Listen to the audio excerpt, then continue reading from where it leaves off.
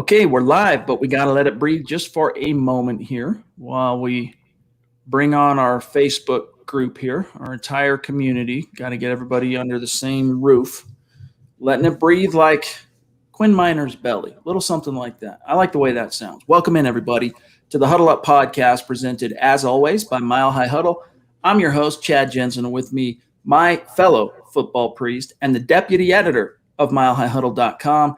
He is Zack Kelberman. Zack, the Denver Broncos, since last we were able to talk with our great community, went out and signed a veteran wide receiver who has actually started games in the league for the Cincinnati Bengals. And, of course, you had the write-up for us at MileHighHuddle.com.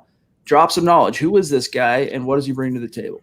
Well, his name is Damian Willis, and he's a 2019 undrafted free agent. He played his rookie season with the Bengals. He started 2 games that year, appeared in 10 games, caught 9 passes for 82 yards. He was waived the following year, and then he had a cup of coffee in Cleveland, latched on to Jacksonville's practice squad toward the end of last year, and he wasn't brought back. So that's the skinny on his bona fides in the NFL, but he's a big body possession receiver, Chad, not unlike Tim Patrick. 6'3", 204 pounds, big catch radius. And I think, obviously the Broncos need a replacement on the roster for right now for Deshaun Hamilton, but don't be surprised if they're starting to prep for the inevitability of Tim Patrick walking next offseason. This move was announced on the same day that Patrick signed his RFA tender to come back for this season. They can't keep everyone. Sutton's going to need a contract. They have Judy. They have KJ Hamler. They drafted Seth Williams. This is a camp body / maybe potential future replacement for Tim Patrick, depending on how well Zach Azani works with him. Yeah, so I like the quote here you found from USA Today's Jeff Risdon. Quote, this is him coming out, Willis, out of Troy as a prospect. Quote, he has speed, 4.48, 40-yard dash at his pro day, but it's fairly straight line, and that shows in his route running. Willis can make catches away from his body and uses his length well to present himself as a big target. While he's not a muscular guy, Willis can fight for contested throws and hang on through contact. He's flashed the ability to climb the ladder and catch high throws. There's not a lot of wiggle or power after the catch, close quote. So, Zach, you hit the nail on the head. It's another possession guy. And as you say, it's the NFL, so you can never say never. You never know what kind of trajectory relative no-name could take, in the league. But this strikes me as a kind of futures type bubble guy type camp fodder. Let's keep that fourth QB's right arm, nice and warmed up. We need to have that fourth team or the 2 guys splitting third team reps. They need enough targets to throw to without getting too tired. Yeah, and, I do like what he brings to the table and his measurables, but he really has an uphill battle to climb, even for a roster spot, let alone playing time. You have the big 3 alpha dogs. Then underneath them, you have Tim Patrick, you have Tyree Cleveland, Deontay Spencer, Seth Williams. So it's going to be tough for Willis to get a spot on the 53, but you never know, like you just said, what Zach Azani can do, how he can blossom in the Broncos system, and having another 6'3" possession guy who runs a 4.48 in this offense can't hurt any quarterback under center, whether it's Locke or Teddy Bridgewater. One thing that probably, I'll be frank, it probably doesn't really require our attention, but it's the offseason. We do need some storylines to keep things fun and engaging. Pro Football Focus, I know we touched on this Monday night, but Bruce Gradkowski, former NFL backup quarterback, now writing for Pro Football Focus, ranked all 32 quarterbacks. Stop me if you've heard this before, okay? Drew Lock ranked dead last. And Zach, of course, it comes as no surprise. We know that before he even became a pro, PFF has seemingly had it out for Drew Lock, making jokes about his mom and things like that. But how much, I've had a few fans reach out to me, how much, if anything, should fans read into Bruce Gradkowski ranking Drew Lock number 32? And before you answer that, here's what he said, quote, the reason the Broncos acquired veteran QB Teddy Bridgewater to compete with Lock for the starting job is because Lock had the 32nd ranked passing grade out of 36 qualifying quarterbacks. So, Zach, it sounds like George Payton, according to Bruce Gradkowski, before he decides what to do from a roster building perspective, he wants to check the grades at PFF first. Like, everything stops until I can pour over what PFF had to say grade-wise on one of my players or player I'm looking at signing or what have you, which is obviously very tongue-in-cheek, right? Very ridiculous. But how much should fans read into this? Well, a lot of listeners, or at least some listeners, are wondering, who's Bruce Gradkowski? I mean, why should we care what he has to say? Why should we care what Dan Orlovsky or Chris Sims has to say? It's just their opinion. But it really does seem, no matter the analyst, no matter the writer, no matter who's saying it, Pro Football Focus has it in for Drew Lock. They have a certain physical reaction on a body part that I can't name on this podcast for him, Chad. Starts with a B, and they just won't get rid of it. I don't know if it drives them clicks. I don't know if they just hate the guy personally. They hate what he brings to the table. But however Broncos country seems to feel about Locke, it's amplified times 10 in Pro Football Focus's rating, calling him the 33rd best quarterback out of 32, constantly trashing him, constantly looking at the Broncos roster like they're a Super Bowl ready team, minus who's under center right now. So I don't really care what Bruce Gradkowski has to say. I don't really care what Pro Football Focus has to say. I'll trust my eyes, my brain, and my instincts when it comes to evaluating number 3. The biggest thing that's, and well said, by the way, the biggest thing that really just gets my goat on all this stuff, Pro Football Focus, in my opinion, is one of the primary reasons, excuse me, there's been such a negative upswell on Drew Lock, both in and outside the fan base. All right. But that being said, the one thing that drives me crazy about the Drew Lock critics that are screaming from the rooftops that this dude sucks is you look at his year 2 body of work, and yes, he was inconsistent. Yes, he was up and down, as we acknowledge on this podcast often. But what they focus in on are the downs. They completely omit and ignore and avoid the ups. And that's the biggest thing about Drew Lock's 2020 body of work, Zach, is, yeah, there were some alarming lows there, specifically going from halfway through the 4th quarter of week 6 at New England through the 3rd quarter of week 8 at home against the Chargers. That stretch in particular, it was concerning. We saw some regression. We saw many boneheaded plays. And you're going, whoa, what's happening with this guy? But then no one wants to talk about what then happened week 11 on, right? And it's the correlation, and it doesn't take a rocket scientist to figure out that Drew Lock learning a new system, all right, didn't get an off season, didn't get a preseason, got a weird training camp, all right, didn't get the reps required to fully assimilate the system like he would in a traditional year, Zach. So by the time you get to week 11, that's where he's now had enough reps to start feeling comfortable and loose in the offense. So he had to learn this, all right, in an NFL classroom of live bullet games that counted. No one wants to acknowledge that. No one wants to acknowledge the injury. No one wants to acknowledge the fact that it's a new offensive coordinator, right, without the benefit of OTAs.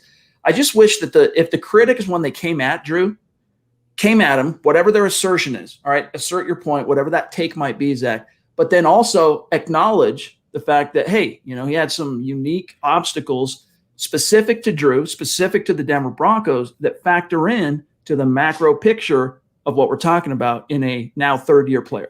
They'll never acknowledge those things because it doesn't just, hurt the narrative. It destroys the narrative, Chad. I mean, negativity sells, and we know that firsthand. Positivity doesn't. So if they're looking for their hook here to be Lock's this terrible quarterback and we're going to drive in clicks or views, if that's their end game here about Lock, they can't start off by saying, well, he has elite arm talent. He's a great leader on the field. He was hurt last year by the pandemic, by his offensive coaching. That's not going to sell. That's going to ruin their argument and ruin their narrative. And for whatever reason, it seems like he cannot improve upon that ranking. He cannot get any better than what he is, which is either 33rd, as crazy as that sounds, or 32nd overall. And if you look at the factors, if you watch the team last year turn on one game, whether it's week 1 or week 17, you would see the same things that Locke was hurt from last year. Not just himself. He did plenty on his own to hurt himself, but the coaching, the play calling, the injuries, the line play, the receivers, the drops, that all factored in.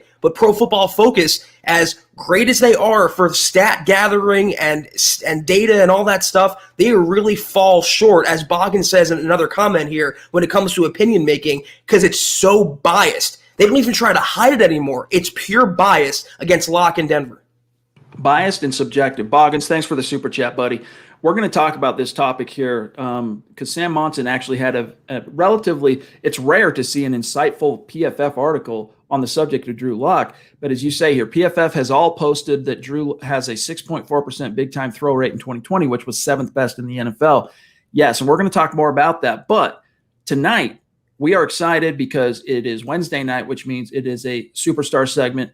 And we've got one of the greats, Tyler Randall, in the house with us. We can't wait to get him on camera and start picking his brain on some of these hot topic issues and some other fun questions that we have queued up. But really quick, first, we got to take care of some matters of business, starting with how to connect with us on social media. First things first, Twitter, @HuddleUpPod and @MileHighHuddle.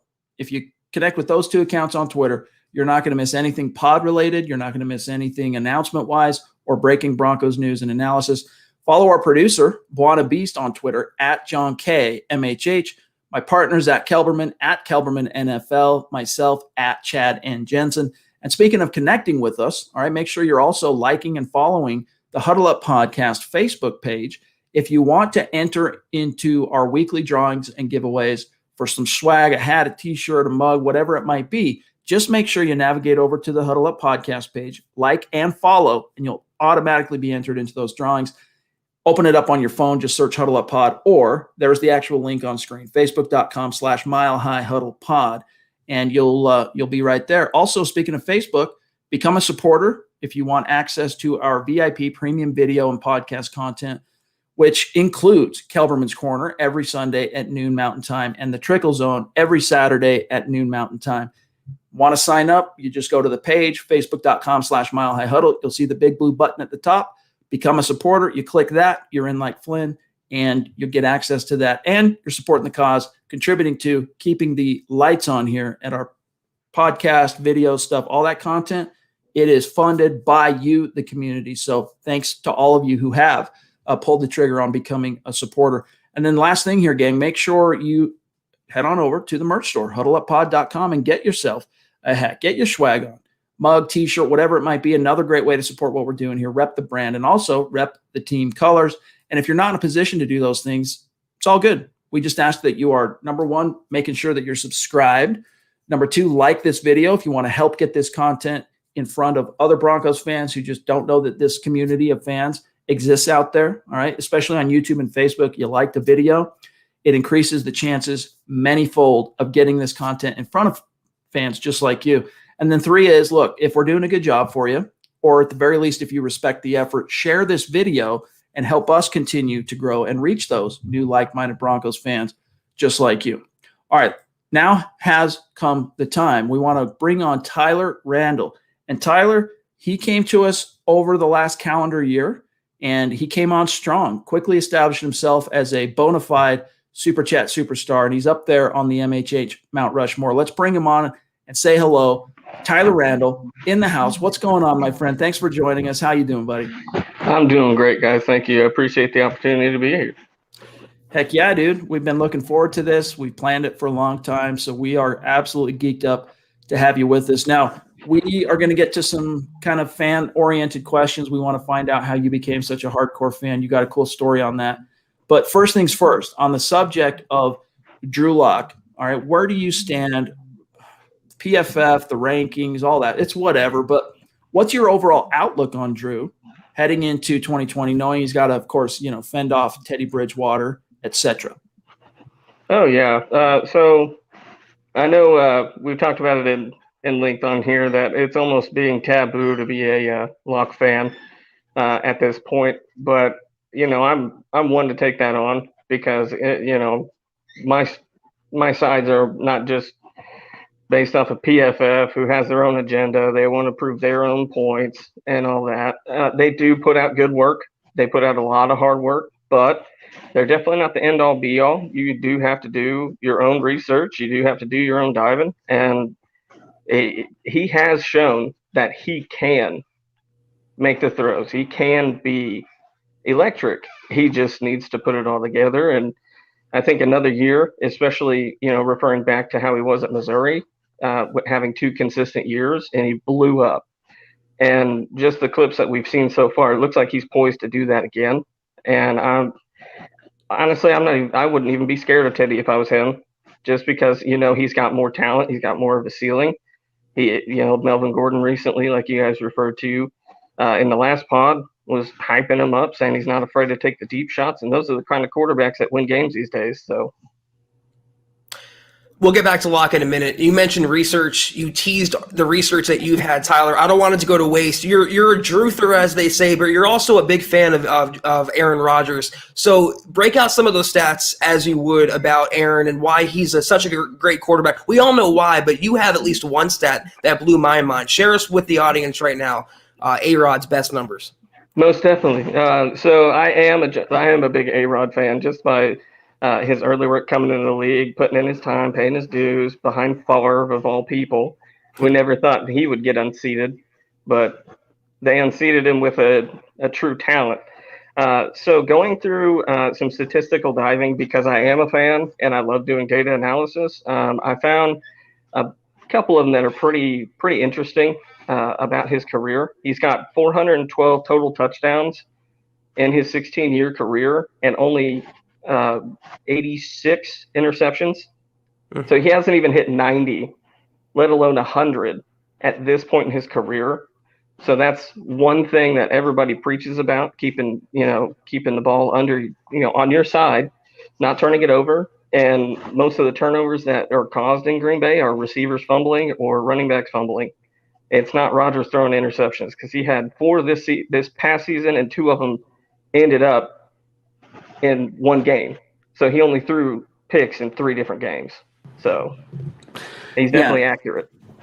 Honestly, I don't think there's been a quarterback better than Rodgers in NFL history at walking that razor's edge of protecting the ball. In fact, just being stingy as hell with that ball. I'm not giving you the ball, while also making big play after big play after big play. Like, I don't think anyone's done it better than him. But Tyler, let me flip the script just for a minute here. Relative to being a fan, all right? I won't betray, of course, where you are exactly geographically. I'll let you do that if you choose to. But you are another one of our great members of this community who exemplify our little hashtag state of being. All right, for those of you new to the show, we say Broncos country is not a geographic location. It's a state of being. It's wherever you are. And you exemplify that. So tell our fans, tell us how you became such a dedicated, passionate, hardcore fan of this team. Oh, most definitely. It's a unique one. If I say so myself, I'm from Oklahoma. I've lived in a couple of other places, but I've actually never even technically been to Colorado, except for going through it a couple times. I really want to go. I'm setting up some stuff, hopefully to catch a game sometime, but we just got week 3. Week 3. I'm trying. If I could, I would. We'll see where everything's going by that time. But we made a house purchase recently, so that financial situation. Congrats on that, though. But thank you. But so being from Oklahoma, normally you a lot of Cowboys or Chiefs or closer surrounding states, short drives. It's like 4 hours to Dallas or 2 hours to Dallas from Oklahoma, or Tulsa's 4, and that's pretty much what you run into. And they're not the fun ones. They're the cocky ones, and they're like, well, I'm from Oklahoma, and I still do that. But I actually grew up with a dad who was a Buffalo Bills fan, like avid. Like, he was in their chat rooms and everything. So I guess I kind of got the data side from that, from witnessing that. And for me, I just never wanted to be a follower of the same team. It just one of those things I just never really clicked with the Bills, and I didn't really get into football until I started playing in middle school. And when that happened, I wanted to form my own opinions, my own favorites, and I based it off of the positions I was going to play, and I was going to pick a player and root for that team. I actually started out as an Atlanta Falcons fan with Michael Vick, because I was going to play quarterback, and I was probably more of a running back than anything, Lamar Jackson type, except I can't throw like him or run because he's a freak. But ever since then, quarterback didn't really work out, never really hit the height, unfortunately. 5'7". You're not going to be thrown behind any offensive line for that unless you're going to hit him in the back. So I found that was probably not the best position. So I ended up getting to like skill position, like players like the Wes Welkers. He was getting big at that time. My high school soccer coach actually coached against him. So he was an idol of mine. But my position ended up being about corners and safety because I could read an offense because I had that experience at quarterback and I could just tell. So I ended up looking for some DBs to model my game after, and to try and learn how to hit was a big thing for me because I was always so small and I just didn't really have that anger. I ended up falling on one of the top 10 hardest hitting safeties lists from the NFL Network. And sure enough, here comes John Lynch, my man. And ever since I saw his highlights, I was like, that guy right there, that's who I want to be. It just taking names and not giving any mercy because he even knocked out his brother-in-law from a game. He hurt him on purpose. Not really, not on purpose, but he wanted to make sure his brother-in-law knew who was the big dog. And then from there, the combo of him and Champ Bailey, that's what stuck with me. And then they drafted Jay Cutler. And I was like, you know what? They drafted a quarterback, and that's what the NFL is about, even back then. So I'm going to stick with this team, and I'm going to root for them. And ever since then, it's just been nothing but Broncos country all the time. And what's funny is I actually rooted against the Broncos, against the Falcons in their first Super Bowl. So I can't claim that I've seen or been a fan of the Broncos for their entirety of their Super Bowl runs. But I did convert, and I got to see two more. The great Peyton Manning, bringing one home for us, number 50, big milestone. Next big one would be 75, but that's not for a while. Hopefully we can rack up a few more between now and then. But, ever since then, it's just been dominance and the defense, and I love defensive play. I love, I am one. I love touchdowns, but Stu. Give us one, guy. Tyler. Give us a Zeus. Zeus. Let's go, man. Love you, Stu. Thanks for the Appreciate super, you. my I appreciate that. Tyler, But, you know where I'm going with this, right? Favorite memory, least favorite memory. Go. So I'll start with the least favorite. And honestly, there's a few things I could pin it on. One of the biggest ones would be Josh McDaniels' failed experiment that ruined what we had going. It's like, oh, hey, we have a quarterback on the rise, and we have an all-star receiver who just set the record for most catches in a single game, and Brandon Marshall, and they had chemistry starting to work up, and all of a sudden he comes in and says, no, I don't like this. But I have to say now it's been how the ownership situation has unfolded. I would, as a Broncos fan, you want to have that, security as an owner. Like, you don't want to have, NFL threats looming over your franchise and things like that. And it's just the fallout that came from that. It led into the past 5 years of just mediocrity ever since the Super Bowl. And that's probably my lowest right now. But we are on the mend. Love Peyton, loving the moves. I had a bone to pick with the Lindsey move just because I love Lindsey. But that's a lot of Broncos country. But my favorite, I have to say, would be Super Bowl 50, just because of the situation I was in. I was actually stationed in Wichita, Kansas at the time. And there was only one other Broncos fan there. And everybody in the station hated the Broncos. Like, they just hated them. A lot of Chiefs fans. And I just love going into the Super Bowl. They're like, oh, really? You think you guys are going to beat Cam Newton? You guys are going to get blown out, blah, blah, blah. And I was like, okay, we'll see. And then I got to bring in just bring out the justice at the fire station the next day and be like, yeah, who won, baby? Super Bowl 50. That's cool, man. It's funny you bring up John Lynch and how you modeled your game as a young DB after him and the whole hitting component, because everyone's well aware of just how ferocious he was as a hitter. But I'll never forget watching this. It was probably on a top 10 list like that. Might have been something else, but he was talking about the art of laying the big hit. And, as someone who's played football, anyone who's played, most of the time when you lay those big hits, yeah, it hurts the guy you hit, but it most of the time hurts you too. You feel that. Yeah. And he talked about just that perfect Zen moment of the certain kind of pop, certain kind of hit where you can just feel it. You don't feel anything. It's like the clean hit, and then you drop the guy. But Tyler, I got one more for you because we're running a little bit long, but I got to pick your brain on this. This will be interesting. So as a fan who, let's just say from like 98, 99-ish till today, even though you haven't been a Broncos fan that entire time, that's about when your Bronco awareness really started, the Broncos-Falcons Super Bowl 33. Who would you put?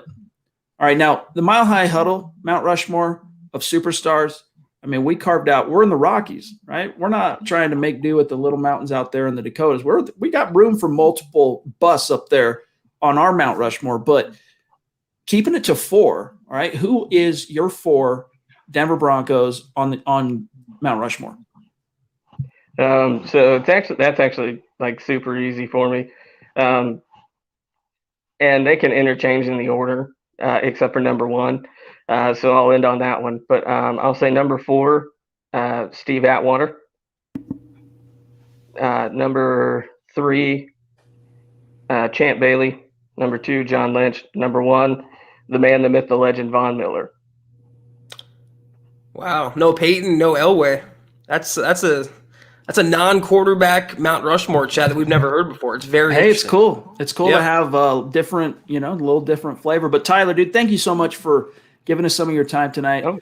From the bottom of our hearts, we appreciate your support as a superstar, keeping the channel going, keeping the show going, keep, what you do in the community. So hopefully, that we really do appreciate all of your contributions and the time you take to, come on the show tonight, the time you take to watch every show and chip into the conversation and always bring good questions and good topics to discuss. So thank you for all that. Thank you for your time, my friend. And we want to, of course, have you back on the show in the very near future, sometime between now and when football gets started again at the end of the summer. So hopefully we can make another date work. But thanks for joining us tonight, my friend. It's been great meeting you and chatting with you, and we'll talk to you soon.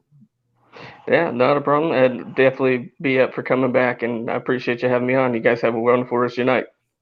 And Tyler, thank you for your service as well. Yes. My pleasure. My pleasure. All right, buddy. We'll talk to you soon. There he goes. Follow him on Twitter. He had it up there, but it's at Randall, and he spells Randall kind of like Nick Kendall with Kendall. He spells it Randell. So it's at Randall_Tyler. Follow him. Great follow on Twitter. Yep. As you can see, data guy, analytics, likes to kind of break things down to the nitty gritty. But Zach, I got to say it's been a minute since I've asked a question, whether on a live pod like this or just, casually talking to a Broncos fan. And you talk about their all-time faves, and you don't hear Elway, you don't hear Peyton Manning. So that was kind of cool. Yeah, it's unique to him, and that's what I really like about Tyler. He gave his analysis, like you said, based on data, but also his educated, objective opinion. He wasn't like Pro Football Focus, where it was biased one way or the other. He is an Aaron Rodgers fan, but he's also a Drew Lock fan. He's a Broncos fan, but he's not going to put Elway on there or Peyton on there if he doesn't believe they should be on there. So he was really interesting tonight. I had a lot of fun talking to him. Real quick, to catch up on some of our great patient superstars. I know we already shouted out Zeus, but he had 2 supers in here tonight. Love you, bro. Hope everything's good in your neck of the woods. What we'd do without you, I don't know, but thank you, my friend. I'm moseying down real quick here. Here we go. John's got one queued up. Muhammad, look at that cute little baby. Look at that cute little baby. Brand new baby to Muhammad and his wife. Congratulations, bro. Thank you for the super. And congratulations on the new addition to your family. Yeah. Very, very cool to see that, my friend. And, just super stoked, super happy for you. Yeah, all the best. I hope Mom's doing well. And, Muhammad, we appreciate all your support. Thank you, and congratulations again. Very cool. I got one coming next Thursday. In fact, is when my baby is probably going to be here. We went to the doctor today, and the doctor, we originally had our due date as June 10th. And the doc, he's going to be on vacation that week. So he's like, hey, why don't we just induce on this date? You're good to go. This kid could come at any moment. No problems. He's fully baked. He's cooked. He's ready to come out. And so we're going in next Thursday to have a baby. So we'll be joining you in that fraternity, Muhammad, as brand new parents again. But thanks, buddy. Doug, what's up, bro? He says, what's up, Chad and Zach? Man, the hate is real, PFF. My guy Drew is going to prove him wrong. Hashtag let him hate. Hashtag state of being. Appreciate that super chat, Doug. You're definitely working your way up toward being a superstar, and it means a lot to us. And that's also, the hashtag and the whole saying was inspired, not just for Locke to prove Broncos country wrong, but literally every single person doubting him, even the people that are paid to be critical of him, but fair, and they're not. They're totally biased against him. So whether it's PFF, whether it's Bleacher Report, whether it's NFL.com, whether it's people in Broncos country, I think he's going to rise up to the challenge. And based on the little video we saw, you can see it in his eyes. You can see it in his stature and his body language. He is laser focused this year, and I think he's going to have a bigger season. Dave from Georgia, back in the saddle with us. It was good to hear from you privately, Dave. I'm glad to hear things are going well or better for you. So don't fret. It's always, we like hearing from our superstars, like when they go dark for a minute, like we're not seeing them in the chat. They reach out, they let us know what's going on, even though we're not expecting any kind of explanation or anything like that. It's good. We like hearing it because oftentimes when those moments come, it's because something's going on. Maybe they need a little positive energy going their way. So Dave, love you. Appreciate you, my friend. He says, hashtag who's Bruce? Bruce Wayne? I don't know what that means. Do you? Gradkowski. When I said who's Bruce Gradkowski, I mean, again, that's even you don't know, Chad. You've forgotten that short time. I forgot, dude. His opinion means less than nothing. So yeah, who's Bruce Gradkowski indeed, Dave? Good to see you, bro. Michaela, the Duchess in the hizzy. Generosity on point as usual. Love you, appreciate you. Michaela says PFF is a joke. I remember when they were reputable. Now they can suck on lemons. Peace. Yes. Deuces indeed to PFF. Yeah, there was a time that, it was, it really was a unique, cool, insightful addition to helping break down football. Analytics, coming into the picture, not just from a team perspective. I mean, teams have been using analytics on the football side, different forms of them for many, many years, but PFF kind of brought that into the media landscape and popularized it to a point where fans not only understood it, but actively sought out that information. And, they were trailblazers, and credit to them, but they've really taken a turn for the worse over the last few years. And I say that even if Drew Lock had never become a Bronco. So their grades, hey, you want to use them as a barometer, I'm not going to fault you for it, but just don't hinge everything on their grades. Their actual premium stats, those are what's valuable. That's actually measuring empirically, did a thing happen or not? That's it. And that takes all subjectivity out of it. It's completely objective. Anyone can see, oh yeah, that was a completion. Chalk it up on the board. All right. Now their premium stats dive a lot deeper than simple things like that, but those things still have a utility. What PFF offers in the premium stat department, their grades and their editorial vision. What a joke. And it's definitely not limited to just quarterbacks or limited to just Locke. It seems like it's a Broncos issue. I remember after last season, they graded Justin Simmons as the second best safety in football, number 2 overall out of like 100 qualifiers, yet he wasn't on the all PFF team after the season. So literally one hand never knows what the other's doing. And here's a downfall of PFF. It's when Twitter got to them. They weren't just stats anymore. They weren't just this little known brand that Chris Collinsworth had some investment in. It's when they started with the memes and the clout and the social media. The toxicity of Twitter ruined Pro Football Focus. Andy, what's up, dude? Another great superstar who's come on strong lately.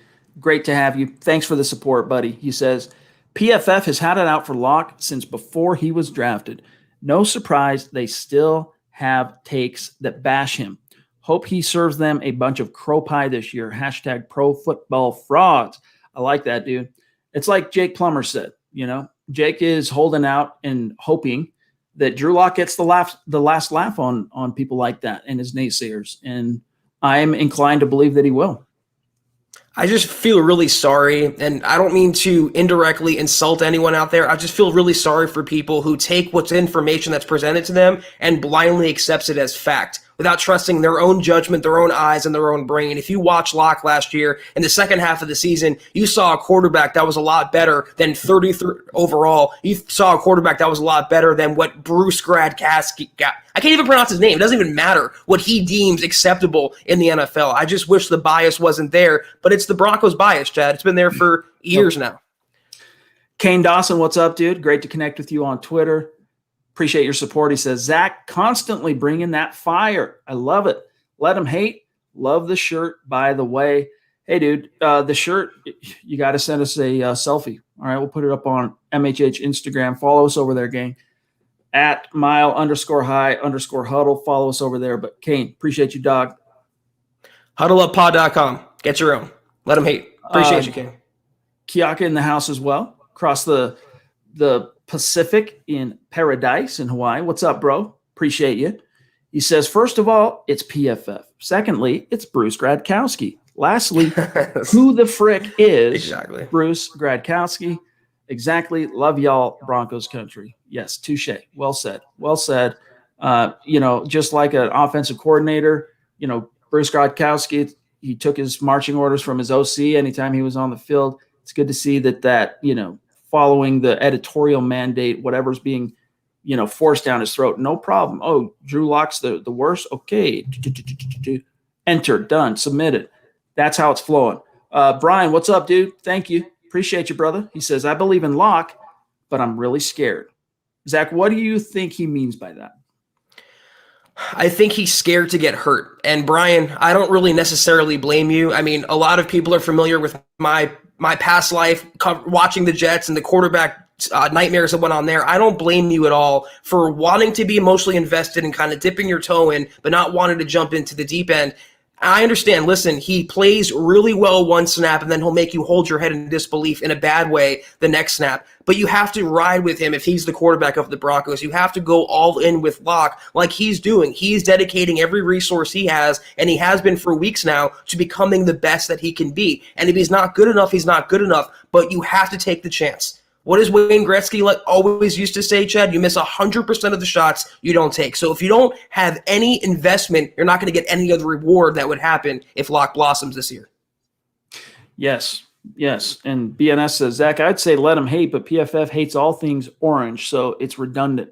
Hashtag all pro Bulls. Another touche. Well said. I can't speak on the Bulls hate, but good to see you, BNS. Hey, shout out to Steve Armstrong. Appreciate you, my brother. Hashtag football priest. Yep. State of being. Dale, what's up, brother? Appreciate you. He says, Chad, love the article about PFF and Locke. Spot on. I can't take anything PFF says seriously. I can, however, take MHH to heart. Thanks, Chad, Zach, and John. Appreciate that, brother. Really do. Means a lot. Real quick, John, it's about to jump here. Let me just grab one or two more, and then I want to pull up this article from Sam Monson that Boggins brought up because it's worth talking about. It's one. I mean, I was shocked to see all positive things said about Drew Lock by anyone at PFF. And, credit to Sam Monson. He's one of the PFF OGs. He's not necessarily been one of the guys at the forefront of the Drew Lock shade bandwagon. So we'll get to that in a sec. ML, a newer name on Super Chat, Zach. So welcome. Thank you. Connect on Twitter. ML says, what if we trade for Aaron Rodgers and Devontae Adams wants to follow him to Denver in the offseason? How would our wide receiver room look? And that's so many steps down the hypothetical path that I don't even know that it's worth talking about because, first of all, it doesn't really feel like the pendulum's swinging toward Rodgers leaving Green Bay. Right. And even if it was, and even if he did, that's a can that's getting kicked down the road as far as Adams, even in your own hypothetical here, ML, a year from now. So, I mean, if he landed here, then what do you do with Cortland Sutton? You still got to pay Jerry Jeudy if he continues to develop as you expect him to as a first-round pick. KJ, Noah Fant. Eventually, you run out of money to pay skill position guys. And they have Damian Willis, who needs Devontae Adams now, Chad. The thing is, though, he's under contract. I mean, this is not going to set a precedent where every player that's signed gets to just dictate where they want to go. If they do trade A-Rod, which I think is less and less likely, that's a very unique situation. Not every player like Devontae Adams can say, no, I'm going to go there. I'm going to Denver. Peace out. I'm reneging on my contract. It doesn't work that way. And I have a funny feeling if Rodgers were to come to Denver, he would like his receiver core a lot. I mean, you mentioned them, Chad, the tight ends, the running backs, the receivers. He has a better set of skill players here than he ever had in Green Bay. So I think he'd quickly forget about Devontae Adams if a trade were to happen. All right, John. So I'm going to grab Flyfish Hunter here. Before I do, the stream just jumped. So let me tell you where we need to cover some makeup ground here. From Flyfish, we need Zeus. We got Zeus. We need, hold on, let me do a quick scroll really fast here. So the next one I have is Nancy at 639. So in between, we need Air Mason, we need the Queen, we need Cottonmouth, Calvin, and then we're good. So those 4. Meanwhile, Flyfish Hunter, what's up, dude? Thank you for that very generous super chat. Very cool to connect with you on Twitter and chit chat on DM. He says, and by the way, if you guys are into fishing, check out his YouTube channel. As you can see, Flyfish Hunter. This is an expert in the field. Some really cool videos fishing some of the coolest little hot spots in the United States. So check that out. But he says all reports indicated Broncos would take one of the big 4 quarterbacks if they were available at pick 9. Do you think the news of Aaron Rodgers morning of the draft derailed their plans? Hashtag state of being, hashtag Broncos for life. No. And here's what I'll say, Flyfish Hunter. We were telling you on this podcast, our gut intuition based on what we were hearing and just our vibe on this was that they were not going to take a cue, that it was all smoke signals. It was all just BS. All right. And I think that they take Patrick Surtain there at number 9, whether the news breaks on Aaron Rodgers that day or not, leaving Justin Fields on the board, leaving Mac Jones on the board and everybody else. So that's another thing, even the boo birds in Broncos country on the Drew Lock subject. It's like, look, it was a vote of confidence. All right. It wasn't like a out in front. This wasn't John Elway saying Drew's our guy after the draft. That's why we didn't take one. It wasn't quite on that level, but Zach, it was a vote of confidence in Drew. But the reality is you go, well, then what about Teddy Bridgewater? If they're so confident in Drew, what's that about? Trading for him day before the draft. Well, look, you got jobs on the line this year with the coaches. They got to have a fail-safe just in case. They got to have a competent, plausible, veteran fail-safe in the event that, let's not forget, 2 years in the league, Drew Lock, 2 injuries that have caused him to miss actual regular season time. So, I don't read into that. I really don't. The Broncos had a chance to, however you want to look at it, let's just say upgrade the QB room, right? Because at the very least, bringing in a Justin Fields to the quarterback room, at the very least, you're significantly upgrading your depth. They had a chance to do that, Zach. They didn't do it, and I really don't think it had anything to do with Aaron Rodgers.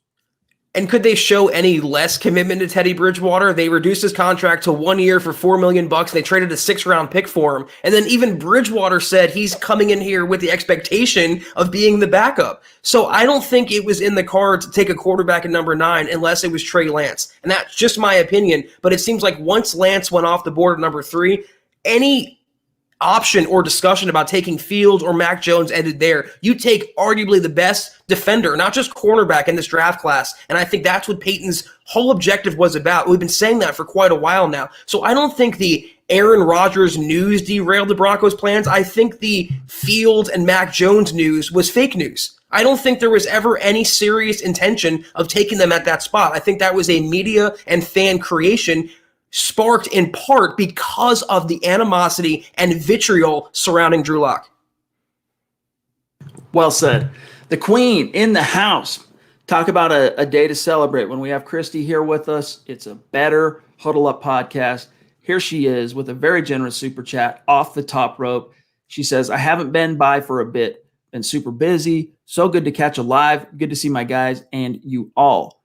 Go Broncos. The Queen doing what the Queen does. Love you, Christy. Hope the girls are doing well. I feel you on the softball life. I'm really starting to kind of learn the ropes of that, but love you, appreciate you. Good to have you. Literally, the podcast is not the same without Christy in the chat. So we appreciate that. Not just you popping in, but your level of donation and your support and your generosity, as always, Christy. That's exactly why you're the Queen. It's exactly why we love you so, so much.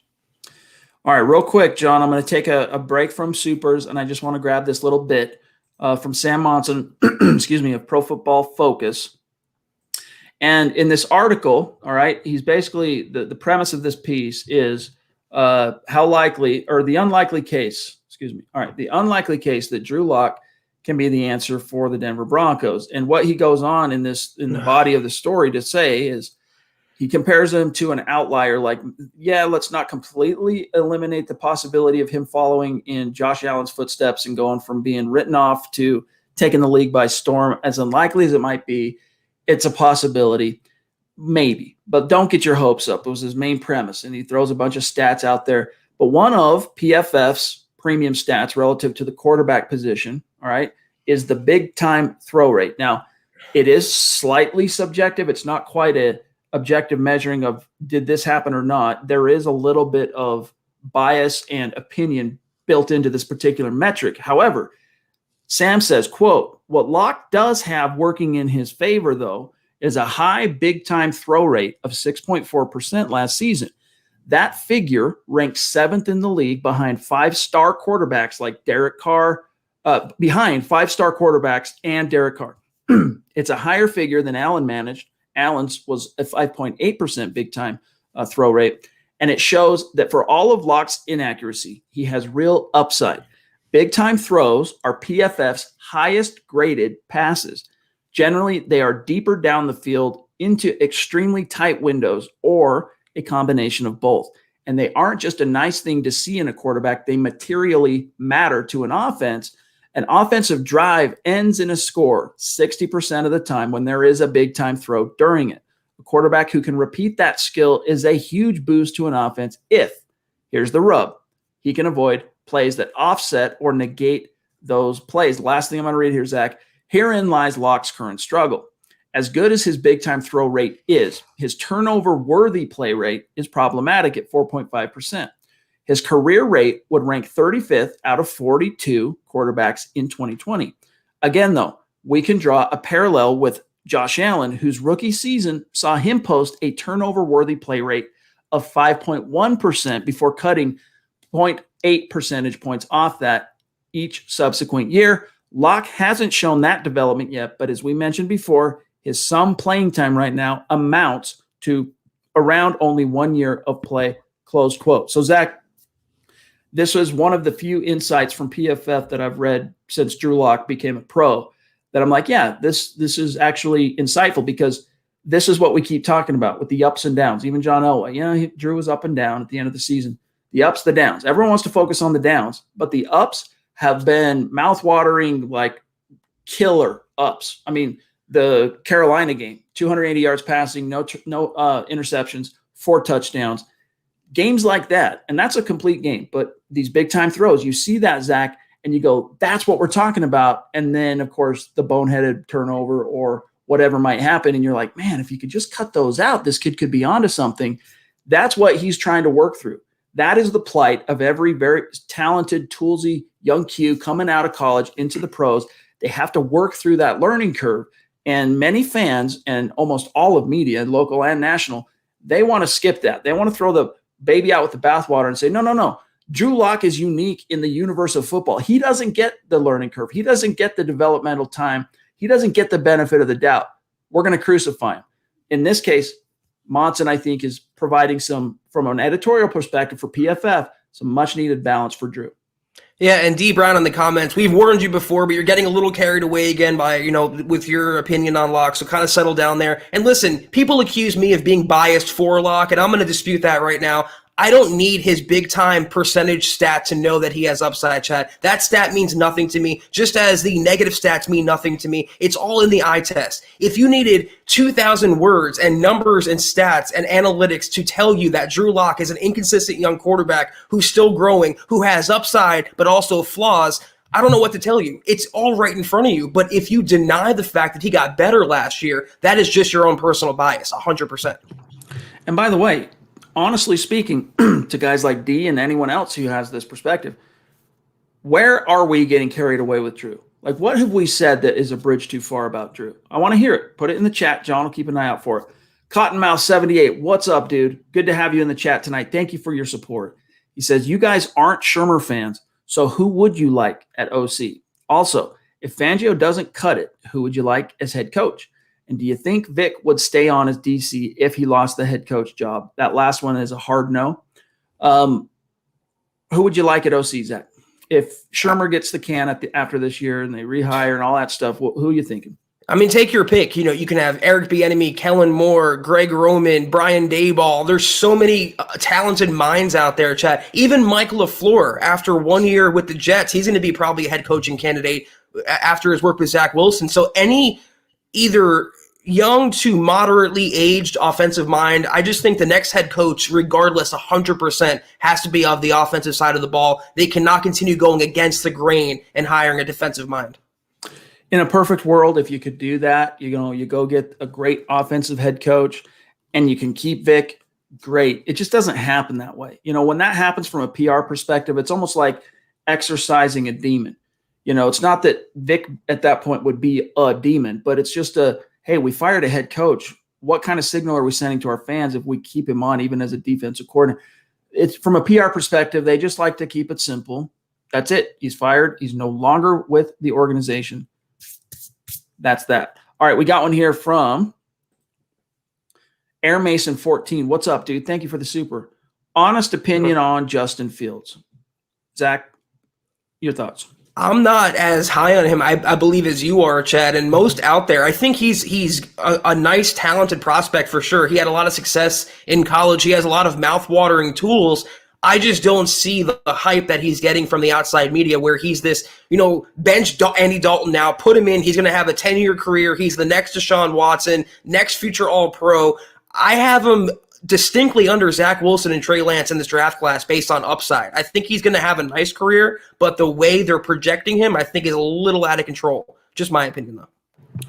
I think he's a talented young quarterback. I think that if the Bears play their cards right offensively and Matt Nagy, manages to jive with them in terms of, scheming things around his skill set, scheming things around what his limitations are at this point in his career, I think he could be a stud. I really do. But those are big ifs. It's every young quarterback has to, just like Drew is a second round pick. I know, big difference between a first round pick, but still, every quarterback's got to walk that desert, and the coaches can help try and minimize the distance they do have to walk in that desert. But so much of it is up to them in terms of just how hard they work, being fortunate in terms of the coaches they do get, the supporting cast they get. I think Justin Fields will go on to have a decent career. Is he going to be a superstar? I don't quite see it yet, but it wouldn't surprise me. Calvin, what's up, dude? Good to see you. Appreciate you. He says, hey, Broncos country, can't watch now, but showing some love. 63 snaps trying to file a grievance as if he was a victim for doing nothing after getting a free $17 million. Talking about Juwan James there, Zach. Yeah, but let's be honest, Calvin, and, I'm far from the biggest Juwan James fan, but if I was screwed out of $20 million and I was following marching orders for my union and I got hurt and then I got cut, I'd probably file a grievance too. I'm just being honest. That's a lot of money at stake. That's my livelihood. There's a chance this can be a career-threatening injury, so why wouldn't he want to come after money that technically was coming to him? I can't blame him too much. This is all on, and the same thing with Deshaun Hamilton, all on J.C. Treader, all on D. Maurice Smith, and all on the NFLPA for incorrectly and egregiously advising these players to work out away from the facilities. They have blood on their hands, nobody else's. Indeed. Yep, absolutely. And look, James is doing what he has to do, and maybe he ends up getting some kind of a settlement that he wouldn't have otherwise got if he didn't assert the issue with the NFL through arbitration. But Nancy, what's up? Thank you for the super chat, a newer name. So welcome. Thank you. Connect on Twitter. She says, longtime fan of MHH. You guys do a great job showing a little love. Well, thank you, Nancy. We really do appreciate it. Stick around. Throw in any topics, questions you have, not just tonight, but every single night. If you're around, we want to hear from you and appreciate the contribution. We really do. Hey, look, Tyler comes on the show and then jumps into the chat, throws up some coin for MHH. Love it. Appreciate you, Tyler. He says, thanks again for the invite. I appreciate all the love. Hashtag MHH for life, Broncos country, and Denver Broncos for life. You're one of the greats, dude. Love you, Tyler. Exactly. That's why you're a superstar, Tyler. We loved having you on tonight. We appreciate all your continued support. Elway2K, come on. Don't be such a curmudgeon, man. Lighten up a little bit. Hashtags are fun. Let's go. No more hashtags while using a hashtag. There you go. We're at 55 minutes, and I got to keep this one pretty tight. All right, because I'm trying to get to my daughter's softball game. It starts in 9 minutes. I want to catch half of it if I can. So we'll try and blaze through our great supers who have been patient, including BG. Talk about a Mount Rushmore superstar. This is one of them. What's up, Brian? Good to see you. Thank you, buddy. Appreciate you. Good to see you, Brian. Jennifer King, also in the house, she says, and thank you, Jennifer. Congrats, Mo. And by the way, Mo picked a Bronco name, all right, for his son. Can you guess what it is? If you're following Mo on Twitter, you know. All right. I'm gonna give you a hint. This player's last name was Jackson. Put it in the chat if you know the answer. But Jennifer, thank you. She says, congrats to Mo and family, plus a preemptive congrats to Chad and family. Hey, appreciate it. Thank you very much. It means a lot. All right, let me see here, John. Okay, we got those. Let me just mosey down here really quick.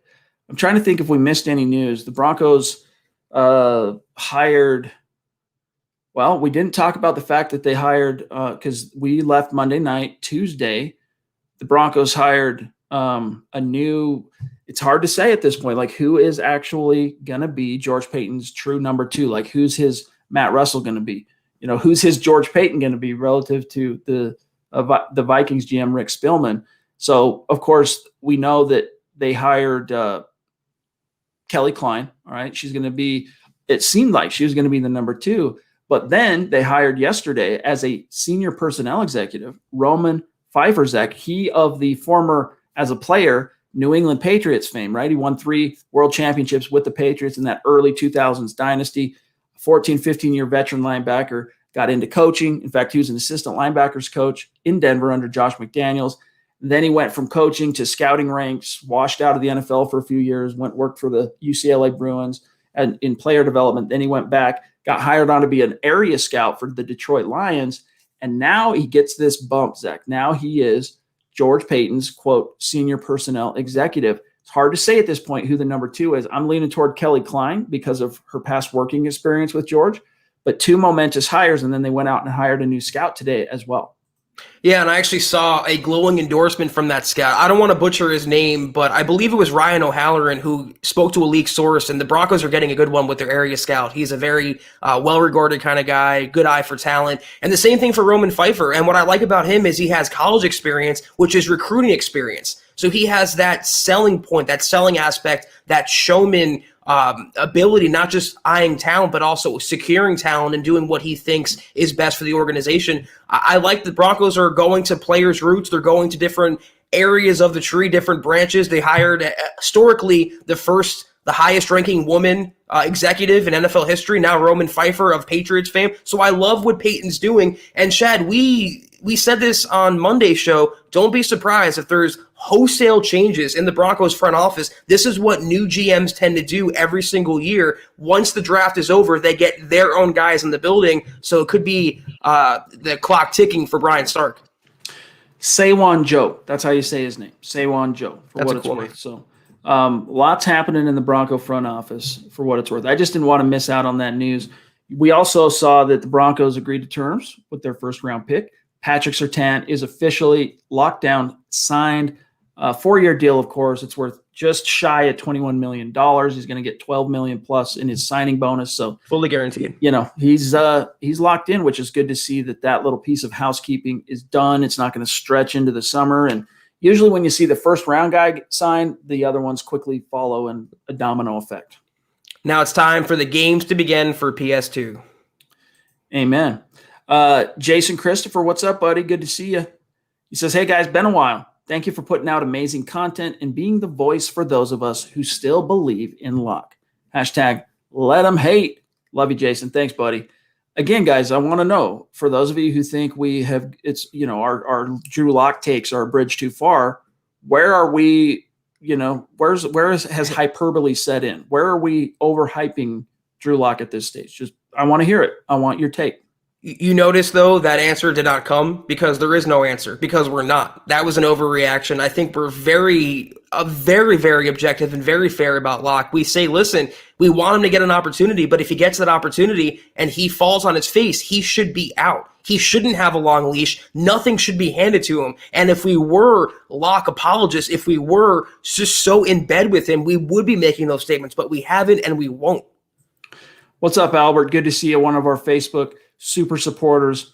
He says, my QB lineup would be Drew Lock, Brett Rippon, and then a tie between Case Cookus and Teddy Bear. Interesting. Good to know. Appreciate the insight. Hope you're settling into your new digs out there, my friend. So hope all is well. Give my best to Michelle. All right, let me see real quick, John. I got to get going here, but we don't like leaving anyone out in the cold. So let me just do a quick glance through. Okay, we need – so I'm at, let me line this up real quick. Bear with me, gang. Sorry for the dead air here, but we don't want to miss anyone. So I'm at Kevin at 702. And that means I need Christian talking about a sleeper. I need Drew. Wow, Drew is in the house. Tom, and then I got it from there. Air Mason, what's up, buddy? Took Locke 2 off seasons to be a franchise QB. I mean, if you think he's a franchise QB already, we're not even saying that, guys, for what it's worth. We think he has that potential. We think that could be in his future and that the best is yet to come with Drew. But we've never said Drew's the guy forever, lock it in stone. We just think that he's shown enough that it's in the Broncos' best interest to move forward under the assumption that he could be that guy until he absolutely proves otherwise. Like if Teddy beats him out in camp, in a fair competition, then that's an answer, right? That's, hey, he wasn't cut out for it, but we don't know that yet. I don't know if this comment was made in jest or sarcasm or if it was some cheeky insult, but I've gone out of my way to insert potential franchise quarterback, not franchise quarterback when it comes to Locke, because that's what he is until proven otherwise. He's not a bust and he's not a franchise guy. He is right in the middle. Drew, another Mount Rushmore superstar, rocking the swag in his YouTube profile. Love you, bro. Thank you for that generosity. Yeah, he says, just a little late, LOL. Still got to show some love. Hey, that's a lot of love. Than never. Yeah, appreciate you, dude. Thank you. That is a lot of love. So, Drew, hope you've been well, my friend. Hope things are good in your neck of the woods. And it is great to have you in the chat. Thank you for the support, buddy. I'm going to grab Kevin while John gets one queued up here. What's up, Big Kev? He says, do y'all think we'll see more Netani Muti this year, especially if Graham Glasgow struggles again? Yeah, I do. If Glasgow struggles and or gets hurt, Muti's the next guy in. And so I'm not hoping that happens. I want Graham to stay healthy. Right. I want, not just for his sake, but Broncos have some serious coin tied into him. I want him to work out. But if he goes down, Muti's the next guy in. And that includes Dalton Reisner. If Reisner were to suffer an injury, Muti's the next guy that will be tapped, depending on how things shake out, because it's looking like the Broncos want Quinn Miners as a center to push Cush.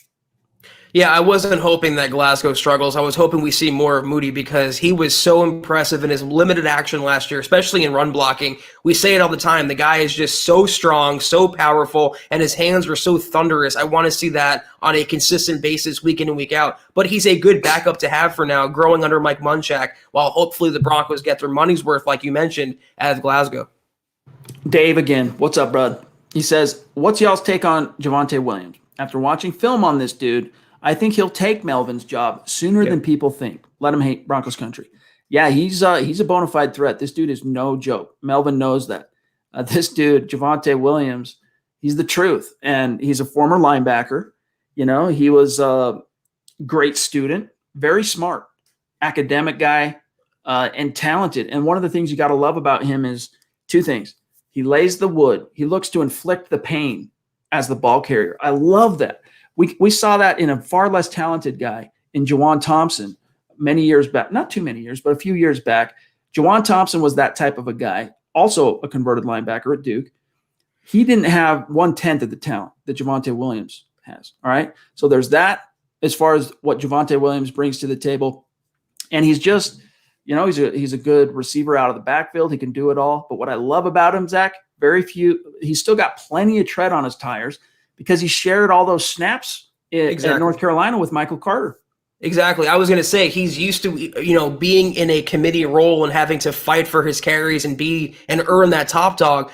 spot, but he's not going to be sipping Merlot, Pookie. He's going to be taking Melvin Gordon's job probably by midseason. I would assume he is that talented. I wasn't crazy about a second-round trade-up for a running back, but if you're going to get one, might as well be Pookie. He is a talented prospect, and I think he's the future at running back in Denver. We need to get a shirt made up with Zach's face on it that says, "Got Merlot?" ? Merlot Gordon. Dale again, what's up, buddy? He says, we don't need Rodgers. We don't need Deshaun Watson. We need Drew to realize he doesn't need to make every play. He has a roster full of teammates who can help. I started seeing that in the second half of last season. Yes, another thing that jumps out, if you actually watch the film on Drew, and it's not that his Week 11 performance was completely bereft of warts. There were some, he's a young quarterback finding his way, but he took palpable steps forward down the stretch. And that was one of them. He kind of started realizing, look, I know I got a lot of guys to help me. I need to start feeding these guys. Here's how I can do it. And it was a big step forward. Let me say one thing. It's on Drew to recognize when he should or should not do something, but it's not our responsibility. It's not the fans. It's not his receiver. It's not his linemen. It's the coaches. That's what they literally get paid for. That's what Shurmur was hired to do, is coach the mistakes out of Locke and make him a better quarterback. And part of that is sitting him down and drilling into his head, listen, green light, yellow light, red light, make it that simple. And they didn't want to do that last year. And the sooner they do that with someone like Locke and allow him to go out there and sharpen that sword, he will cut down on those turnovers. But to ignore the lack of coaching last year, Chad, with the turnovers, I think is blatantly biased. We were pounding the table for Pat Shurmur to pull his head out, so to speak. And you didn't really see it all year. And if you did, it was maybe a little bit down the stretch. He started realizing a few things. But I think, and again, that's why I say, look, Drew needs that year or two in the same scheme so that he can have that foundation and that comfortability with his scheme and play caller. Shurmur, too, that pendulum swings toward the coach, too. The coach now knows this collection of talent, Drew included, and I think that bodes well for a step forward this year, just overall offensively. Team Christian, I'm just going to say Christian because I always butcher the name. Who is your guys' sleeper team of the year, not including us?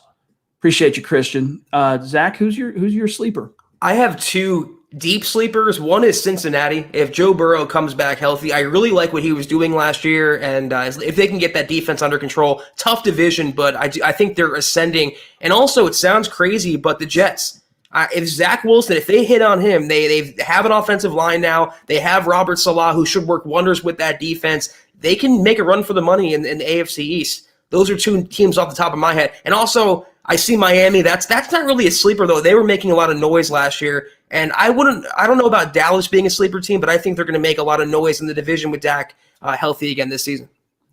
My answer is also not like a huge sleeper dark horse. I mean, the last ESPN power rankings had them at number 12, but I think the Indianapolis Colts are going to be better than people think with Carson Wentz. So for what that's worth. All right, we're running out of time here. So Larry, what's up, dude? It's good to see you. Broncos fan number 24. Love you, buddy. Thanks for the support. He goes, I just wanted to stop by to support you guys. Chad, you've been dropping knowledge on Twitter lately. Have I? I mean, thank you, bro. Always great to catch up with you, and appreciate your support for real, dude. You've always been one of the greats, and it's fun I follow what you do on Twitter, by the way, as well. So check him out. Check him out on Twitter. Appreciate you. BNS, what up again, dog? He goes, do you guys think Baron Browning, Denver's third-round linebacker, is the guy to finally shut down the tight ends and running backs? Watching film of him, I think he can. Hashtag all Pro Bowls, best pod in the business. Zach, your answer, rapid fire. Straight from the Bowls news service. Yes, I do think once he gets some coaching and seasoning, not right away, I think it's going to be Jewell and A.J. Johnson holding it down an inside linebacker. But once he adds a little weight and learns the Fangio defense, he's going to be a force against Kelsey, Waller, and the rest of the tight ends in the NFL. My favorite draft pick of this year's class. And Justin Strnad, they both have that upside. Let's just hope things click and they stay healthy. Tom, Canada, what's up, bro? Appreciate you. Do you think that the QB 50-50 BS decision was through Shurmur, Fangio, or Peyton? Thanks, guys. I would say Fangio, to be frank with you. That would be my guess. I would hope. I hope that Pat Shurmur is not dictating what the entire, offense looks like. He has to go through his head coach. So I hope Fangio is at least hands-on to that extent. 2 more, including Eric. What's up, buddy? Appreciate you. Great to connect with you on Twitter as well. Appreciate the support. Most definitely. Also, got to shout out Travis, one of our Facebook super supporters. Appreciate you, dog. He goes, love the show, fellas. I do comment a lot, but not sure how to do super chat so you guys can see my comments and questions. So, Travis, you got to go onto YouTube to super chat. So you'll maintain your membership on Facebook as a supporter, get access to Kelberman's Corner, get access to the Trickle Zone on Facebook on the weekends. On the weekdays, if you want to super chat, go subscribe to Mile High Huddle on YouTube, and then you're good to go. You're watching live from YouTube instead of Facebook, and then you'll have an option to super chat. Until and unless StreamYard finally gets it together regarding stars questions on Facebook. I wish they would show them to us in StreamYard the way super chats show up so we don't miss them, but until that happens, that's the best method. Christian, what's up, buddy? Appreciate you. He goes, I've been stuck on the graveyard shift, but catch you guys every night. Keep up the good work. State of being, hashtag let him hate. Love it, dude. Appreciate you. Thanks for checking in, my dog. Joey, a newer name on super chat. Joey, I'm not going to try and pronounce your last name. I don't want to butcher it, but welcome. You're a newer name on super, so welcome. Thank you, my friend. Also, shout out Dave Glassman, one of our most dedicated members of the community, supports on Twitch, supports on YouTube, supports on Facebook as a supporter. Love you, dude. Hope you're doing well. All right, guys, before we get out of here, Joey did have a question. Cecil Lammey and James Palmer said they prefer Bridgewater's floor over Drew's ceiling. It's not just PFF that supports that narrative. Geez, I can't wait for the Crow season. Go Broncos. Hey, I love Cecil. Cecil's a good friend of mine. I respect his take. I mean, for real, Cecil's up there for me, like in terms of, I when he says something, I take it in. If it challenges one of my own takes, I do a 360 and kind of analyze that. But I disagree with him on that subject. Yeah, I have a lot of respect for James Palmer as well, but this is the same guy that said Rodgers was a done deal. Now he walked it back and said it's 20-30% likely he's going to be traded. So I wouldn't necessarily buy into everything you're hearing right now. And Chad and I are of the mind the Broncos genuinely and truly are high on lock ceiling. All right, guys, before we get out of here, quick shout out to our top superstar senders on Facebook. Randy Jones. What's up, Randy? Sean Miller. What's up, buddy? Gary Leeds Palmer. So consistent. And then, of course, Travis Tarbox. Love you guys. Thank you for the support. It means the world to us. And with that, guys, we got to dip on out of here. Shout out to Tyler Randall for spending some time with us tonight. It was great chatting him up. He had some unique insights that we hadn't heard before. So thank you, Tyler, for your time tonight and for your support. And to all of you guys, we love you. Yeah. We got to dip, though. So, Zach, sign us on out of here. And we'll see everybody tomorrow night for the Mile High Mailbag. Yeah, I'll keep it quick because I know you're short on time. Thank you, everyone in the chat, for another wonderful podcast. We'll be back tomorrow night for the Mile High Mailbag, Chad and I's favorite podcast of the week. So if you have any questions, be sure to drop them right there at Huddle Up Pod or at Mile High Huddle on Twitter. You can find, I'm not going to forget this time, John, the producer, at John KMHH. Also, guys, check out the store at huddleuppod.com. Get your swag, get your hats, your shirts, etc., etc. It's all right there, your one-stop shop. And if you can't do that, we totally, completely understand. Just do these 3 things. You can quickly subscribe, quickly like, and quickly share. It helps us grow immensely. We appreciate you more than you know. Once again, Chad, we'll be back on tomorrow night, 6 o'clock Mountain, 8 o'clock Eastern, Mile High Mailbag. Be there or be square. Take care. And as always, go Broncos.